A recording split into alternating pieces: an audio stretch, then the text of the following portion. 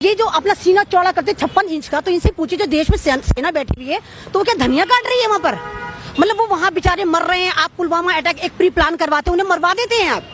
पाकिस्तान का कबूतर यहाँ नहीं आ सकता, आरडीएक्स यहाँ पर आ जाती है। कोई भी बात मोदी जी से पूछे, मोदी हिंदुस्तान में क्या हो रहा है? पाकिस्तान में नॉन मुस्लिम के साथ जुल्म हो रहा है। अबे हिंदुस्तान में क्यों नहीं बताता क्या हो रहा है? मतलब आपसे कुछ भी बात करें, आप पाकिस्तान की बात करते हैं, आपसे कोई भी बात करें, आप अमेरिका जाते हैं, आपकी बार ट्रम्प सरकार, अबे ट्रम्प जैसा बंद तो जा। वहाँ पर 17 साल के बच्चे को, मेरी इंटायर फैमिली अमेरिका में रहती है, 17 साल का बच्चे को वहाँ जॉब मिलती है, 40 साल में वहाँ पेंशन शुरू हो जाती है। यहाँ पे क्या है? 30-40 करोड़ को तो आपने वैसे ही बर्बाद कर दिया। सारे यंगस्टर सड़कों पर है, सबको आपने एनआरसी पे लगा। अब ये जो बिल है, आपको लोग लगा ये हमारी नेशनलिटी छीन है, ये नेशनलिटी नहीं छीनना है, ये इनके पीछे बहुत बड़ी साजिश है। 35 करोड़ मुसलमान, सर ये साजिश है कि 35 करोड़ मुसलमान जो अच्छे खासे पढ़े लिखे, सबके 20% लोगों के पास कागजात है, लेकिन इसके पीछे जो 20 करोड़ दलित है उनके पास कोई पेपर नहीं है। तो ये मुसलमानों को वोट बैंक से बाहर करेंगे। हम ये नहीं कह रहे हैं डिटेंशन कैंप में डालेंगे। अल्हम्दुलिल्लाह हिंदुस्तान का कोई घर ऐसा ही, कोई जेल ऐसी नहीं है जहां मुसलमानों को ये नहीं डाल पाएंगे। तो ये वोट बैंक से बाहर करेंगे, हमें 35 करोड़ हमें बाहर करेंगे, 20 करोड़ ये दलित को बाहर करेंगे। उसके बाद ये जो एक एलिट क्लास आरएसएस सोच है, मुट्ठी भर जो लोग हैं, ये हमें गुलाम बना के हुकूमत करना चाहते हैं, क्योंकि इन्होंने नोटबंदी के वक्त हमें पागलों की तरह जियो बांटा। हम बावले, जियो फ्री मिल रहा है, ले लो। किसी ने दिमाग नहीं लगाया कि जियो के पीछे लॉजिक क्या चल रही थी। जियो के पीछे लॉजिक थी, आपने सबने आधार कार्ड दिए फ्री में अपना, उसके बाद इन्होंने डिमोनेटाइजेशन करा, उसी आधार कार्ड से इन्होंने ब्लैक मनी को व्हाइट कर दिया। ब्लैक मनी कोई बाहर नहीं, अंदर नहीं आई हिंदुस्तान से। हिंदुस्तान की जो इन लोगों के पास ब्लैक मनी थी, इन्होंने उसको व्हाइट करा था, लेकिन ये वाली बात किसको नहीं पता है।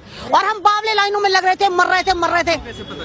सर आप उठा के देखिए, आप गूगल पे उठाकर देखिए, मतलब सारा आप अंबानी की हिस्ट्री उठाकर देखिए। 10 साल पहले क्या था? वो कुछ नहीं था। आज जब हम पूरा देश बर्बाद है तो अंबानी कैसे अमीर हो गया? उसकी जो 2014 में अगर आप उसका टर्नओवर देखें, अगर वो 2 था तो अब 10 है। अदानी 35% कैसे ग्रो कर गया? जब सारा हिंदुस्तान बर्बाद है तो पैसे के उसने झाड़ के नोटों पे, पेड़ों पे झाड़े थे। कहाँ से आए पैसे वो?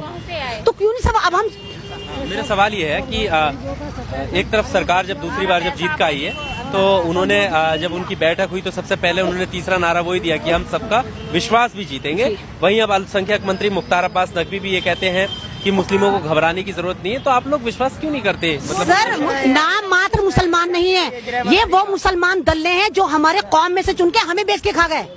आरिफ मोहम्मद खान है जो आसिम मोहम्मद खान का भाई है, कर्नाटक का गवर्नर है, 3 तलाक पर नोटिफाई करके भीख में उसको सीट मिली थी, और आज बैठ के कह रहा है कि नहीं जी एनआरसी आएगी। अरे पहले तू हमारा नाम लौटा, मोहम्मद नाम रखता है, रुस्वा करता है। मैं तू कुछ भी नाम रख ले, लेकिन मुसलमानों को तो बदनाम नहीं करेगा। मैं कहती हूँ वो उलमाए-दीन कहाँ सोए पड़े हैं जो बात बात पे फतवे देते हैं। सानिया मिर्जा की स्कल छोटी है, आमिर खान मुसलमान नहीं है। कमीनों अब दोनों तुम फतवा जब देने की बात है, सारे के सारे बिलों में से कब निकलते हैं उलमाए-दीन? जब इलेक्शन होने वाले होते हैं, क्योंकि इनके पास पेटियां पहुंचती हैं 20 करोड़ में, 30 करोड़ में। तो मैं कहती हूँ उलमाए-दीन की भी मत सुने, सबको एक तरफ कर दें। ये हमारे कौमी लीडर भी नाराज है, सब नाराज है। भाई इन्होंने करा क्या है? इन्होंने हमें बेच के ऊपर तक चले गए। हमारे मस्जिद के जो इमाम होते हैं वो हमारे आइडल होते हैं, तो हम जो मतलब हमारी तरह तो होंगे। ये इतनी रॉयल लाइफ है, पेट्रोल पंप इनके हैं, बुखारा के इनके पब चल रहे हैं। आप बुखारा को उठा के देखिए, सारे शराब खाने खोल के बैठा हुआ है अब्दुल्ला अहमद बुखारी। तो कहाँ का मौलवी है फिर ये? इसलिए जामा मस्जिद को पूरा एक पिकनिक स्पॉट बना दिया। वहाँ पे जाके देखिए, लब्बड़ आते हैं सारे वहाँ पर। भैया ज्यादातर हैं। आपने जामा मस्जिद को एक पिकनिक स्पॉट बना दिया है, फिर आप बाबरी मस्जिद को कहते हैं। तो भैया जब मस्जिदों का हाल तुम ऐसे करोगे तो मस्जिद तो शहीद होंगी। जब तुम जो मस्जिद है उनकी तो रखवाली कर लो, तो वहाँ नमाज पढ़ने तुम नहीं देते हो। हालत खस्ता करेगी तुमने जामा मस्जिद की, सिर्फ पैसे खाए जा रहे हो। तो इस तरह नहीं होगा। अब 132 करोड़ जो हिंदुस्तान जाग गया है, जो 70 साल से सोया पड़ा था। कोई भी वैक्सीनेशन मोदी जी आप लेकर आइए, हम नहीं सोएंगे। लोग कहते हैं मोदी जी सोते नहीं, तो मैं कहती हूँ मोदी जी आप सो जाइए, हम जाग गए। अच्छा एनआरसी को लेकर, क्योंकि यहाँ एनआरसी का नाम भी बहुत है, लेकिन प्रधानमंत्री कह रहे हैं एनआरसी की तो बात ही नहीं हुई है। सर मेन बात यह है, जब व्हाट्सएप यूनिवर्सिटी से कोई पढ़कर आता है ना, तो उसकी इन्फॉर्मेशन ऐसी ही होती है। शाह साहब की इन्फॉर्मेशन और मोदी साहब, ये दोनों होमवर्क तो करके नहीं आते हैं। भाई दोनों पहले आपस में मीटिंग कर ले कि मैं वहां जाके ये बोलूंगा, तुम वहां जाके वो बोलना। वो रामलीला मैदान में एक समोसा खिला के, पेटी खिला के लोगों से बुलाते एनआरसी नहीं आएगा, हमने चर्चा नहीं करी भाइयों। और वो टकलू शाह पार्लियामेंट में चिल्ला के कह रहा है हम 4 महीने में एनआरसी लगा देंगे, देखते हैं किसमें हिम्मत नहीं है। तो पहले मैं कहती हूँ बावलो, पहले तुम दोनों तो आपस में यूनिटी कर लो, फिर 130 करोड़ को जोड़ना। आप क्रोनोलॉजी उनकी समझी नहीं जो वो समझा रहे थे। सर वो मैंने बता दिया। अब आप एबीवीपी कह रहे हैं, एबीवीपी जैसे जेएनयू में हमला चल रहा है, ये चल रहा है। अब हम कह रहे हैं कि जी वो आरएसएस के दल्ले थे, आरएसएस वाले थे। आप उनका इतिहास उठाकर देखें, वो सारे मिडिल क्लास से हैं, यानी कि यहाँ पर भी दलितों को यूज कर रहे हैं। वो वहाँ पे कोई जितने भी वो हमला कर रहे हैं, कोई एलिट क्लास का तो नहीं है, कोई जनरल कैटेगरी का तो नहीं है, सारे के सारे पुअर लोग हैं जिनको पैसों में, यानी कि आप तो डबल फायदा उठा रहे हैं। आप दलितों को बाहर करने के लिए दलितों को ही यूज कर रहे हैं। वो जितने भी एबीवीपी के गुंडे हैं सारे लोअर क्लास ही हैं, कोई ऐसा थोड़ी है कि कोई एलिट क्लास बहुत हायर एजुकेटेड है। तो ये तो बहुत जबरदस्त एक स्ट्रेटेजी प्लान है 2024 के लिए। अरे मोदी जी कहते हैं कि हम भगोड़े थे, तो भैया जितने हम 35 करोड़ हैं कोई नहीं आया। जब आपने हिंदुस्तान में हमारे पे जुल्म करा, यहाँ पर 90% मुस्लिम कन्वर्टेड हैं जो बाई चॉइस हुए हैं। हमें कोई किसी ने जबरदस्ती इंजेक्शन लगा के मुसलमान नहीं करा है। मैं आज बिंदी लगा रही हूँ क्योंकि मोदी जी कहते हैं पहचानेंगे। मैंने लाइफ में कभी बिंदी नहीं लगाई, तो मैं कहती पहचानी, मैं भी बिंदी लगाए हुए हूँ। मैंने लगा रखी, पहचानिए मुझे मैंने लगाया पहचानिए। आप कह रहे हैं पहचानेंगे, तो हम कह रहे हैं हम भी पहचानेंगे। हम पहचानना है आरएसएस के दल्लों को, हम पहचाने दिल्ली पुलिस को, यूपी पुलिस को, उनके कपड़ों से ही पहचाने। आप बिल्कुल सही कह रहे हैं कि आप कपड़ों से पहचाने जा रहे हैं, हम नहीं पहचाने जा रहे, वो आपके दल्ले पहचाने जा रहे। खुली खुली वीडियो चल रही है, चिन्मयान आनंद को देख लीजिए, सेंगर को देख लीजिए, मतलब जो पूरी रेपिस्ट पार्टी है इनकी, लेकिन कोई सुनवाई नहीं। हाँ, अगर हम लोग प्रोटेस्ट भी कर रहे हैं, सिर्फ हम ये कहते हैं कि मोदी सरकार हमें, तो हमें पकड़ के जेलों में डाल दिया जा रहा। तो इस तरह नहीं होगा। कोई भी हिंदुस्तान की जेल इतनी बड़ी नहीं है जहां पर आप 132 करोड़ लोगों को ठूस दें, और इतनी गोलियां नहीं है आपके पास। अब आप इतने मर्द के बच्चे थे तो आपने नोटिफाई 12 दिसंबर में कर लिया था, तो आप नोटिफाई क्यों नहीं कर रहे जब आपने इसको पास करवा लिया रातों रात? यानी कि आप डरे हुए, आपको पता है आपकी उल्टी गिनती शुरू हो गई। पहले हम लोग जो प्रोटेस्ट कर रहे थे, हम ये कह रहे थे ये बिल वापस लें। अब हम ये नहीं कह रहे आप बिल वापस लें, अब आप भी वापस जाएंगे। आप हमारा वोट वापस करिए, अब दोबारा फिर चुन कर आइए आप।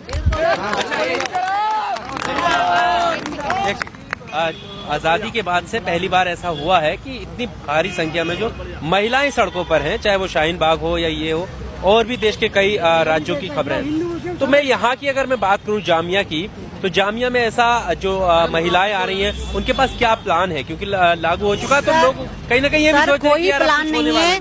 जब मातृभूमि होती है ना, कि कहते हैं कि हिंदुस्तान जय है तो हमारे दिल में, हम नहीं दिखाएंगे आपको कि भारत माता की जय, वो जय है तभी तो हम यहाँ पर हैं, तभी तो हम हिंदुस्तान में, जब हमारे हाथ में जय, हमको लिख लिख के नहीं कहेंगे तुम्हारी तरह के जय के यहाँ पे कुछ लगा लिया, यहाँ पे कुछ नहीं लगाया। हमारी जय आप कैसे कह सकते हैं? कि ये तो वही वाली बात हो गई, मैं अपनी माँ से कहूँ कि तू प्रूफ कर, मैं तेरी बेटी, वो नहीं प्रूफ करेगी।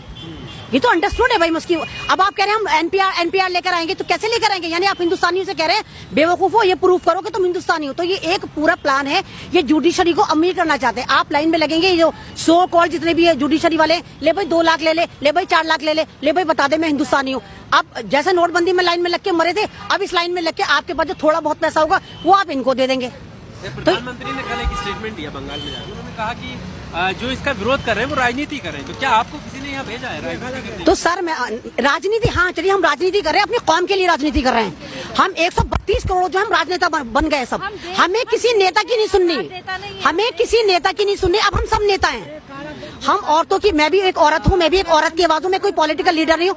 अब मुझे यहाँ का एक्स एमएलए आसिफ मोहम्मद खान मुझे मारने की धमकियां दे रहा है वो लगातार आज, क्योंकि मैंने सबको बताया यहाँ पर कि आरिफ मोहम्मद खान उसका सगा भाई है, लेकिन वो मानने को तैयार नहीं। जब उसने 2 गधे निकाले यहाँ पर, एक पे शाह को बिठाया, एक पे मोदी को बिठाया, तो मैंने कौन सा गलत कह दिया अपने से? तीसरा गधा और निकाला तो उसने अपने भाई को भी बिठाता ना। तो क्या 3 तलाक, हम तो मस्जिद में 3 तलाकें खेल रहे थे, उसने क्या करा? उसके भाई ने नोटिफाई करके वहाँ भीख में वो गवर्नर बन के बैठ गया। तो वो बताए कि उसने गद्दारी करी है हमारे साथ, क्यों नहीं बता रहा है? मैं जहाँ जाती हूँ, मेरा स्टेज खत्म करवा दिया। मैं मकबरे में बोलती थी, मैं डे फर्स्ट से यहाँ पर हूँ, मेरे पुलिस ने भी लाठी हमारी में टांग पे भी लगी हुई है, मैं डे फर्स्ट से यहाँ पर बनी हुई हूँ, और मैं किसी के बाप से नहीं डरती। पूरा ओखला भी आसिफ मोहम्मद खान बन जाना, अगर ऊपर वाले ने मेरी मौत नहीं लिखी तो नहीं मेरी मौत आ सकती है। ठीक है, आखिरी सवाल मीडिया से रिलेटेड, क्योंकि कुछ नाराजगी है और कई जगह मैं गया हूँ तो वो सामने आई है कि बोलने से कोई फायदा नहीं है। क्या कहना चाहेंगे आज का जो मीडिया है? मैं गोदी मीडिया से भी नाराज नहीं हूँ, वो तो वही वाली बात, अपने घर में अगर नौकरानी रखती हूँ तो मैं यही चाहूंगी ना वो पड़ोस की मुखबिरन न करे, मेरी करे। तो वो तो पेडेड है, उनको अंबानी ने खरीद रखा है, तो उनसे भी हम क्या शिकायत करें? लेकिन जैसे आप छोटे छोटे यूट्यूबर हैं, अब ये जिम्मेदारी आपके ऊपर है, आप 130 करोड़ की आवाज बने, जैसे रवीश कुमार बने हुए, जैसे बहुजन समाज बना हुआ है, आप बने आवाज हमारी। आज सबसे ज्यादा इंटरनेट पे यूट्यूब चल रहा है, सारे जो जितने भी नेशनल चैनल है बस ये चंगासी चंगासी चंगासी कर रहे हैं, इन्हें कोई नहीं सुन रहा है। आज इस वक्त आप सुने जा रहे हैं, तो आप बने आवाज, आप दिखाएं कि हिंदुस्तान क्या है, क्या हो रहा है 132 करोड़ हिंदुस्तान के साथ दुनिया में। तो आप आवाज बने, क्योंकि जमीर सबके पास होता है, दिल्ली पुलिस के पास भी होगा। रात को सोती है कि वो भी सोती है कि मैंने कहाँ पे लाठियां भाजी थी, कहाँ पे डंडे